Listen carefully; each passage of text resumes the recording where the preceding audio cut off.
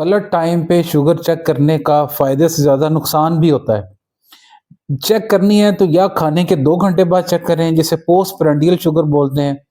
और ये शुगर वो आपको तकरीबन बेहतरीन अंदाज़ा दे देती है कि आपने जो खाना खाया है, आया कि 2 घंटे बाद उसका नतीजा क्या है, वो ठीक था खाना, नहीं ठीक था, उसमें कमी-बेशी की ज़रूरत है या उसको एडजस्ट करने की ज़रूरत है।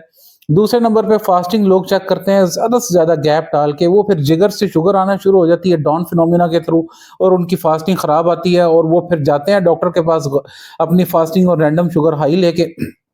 डॉक्टर उस रीडिंग को देखते हुए उनकी दवाइयाँ, इंसुलिन हर चीज़ बढ़ाई जा रहे होते हैं, और असल काम ये है कि हमारा टाइम ही ठीक नहीं है। टाइम ठीक करें, अपनी 10 घंटे पे फास्टिंग चेक करें, 9 घंटे पे चेक करें, 10 घंटे पे, ज़्यादा से ज़्यादा 11 घंटे पे चेक कर सकते हैं, यही टाइम है फास्टिंग चेक करने का।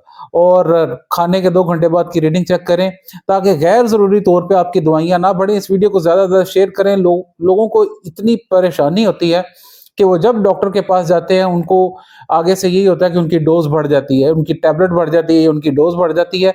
अगर हम बेसिक ये गलती ना करेंगे तो मेरा ख्याल है कि बहुत सारी दवाइयों को हम बाईपास कर सकते हैं। उधर से दवाइयाँ बढ़ती हैं, फिर वो दवाइयाँ इनकी शुगर लो कर देती हैं, एक नए मसले में पड़ जाते हैं। शेयर करें ज़्यादा से ज़्यादा ताकि लोगों की भलाई हो सके। मेरा नाम डॉक्टर महबूब अहमद है, डायबिटीज़ एंड मेडिकल स्पेशलिस्ट हूँ। इजाज़त दें, अल्लाह हाफ़िज़।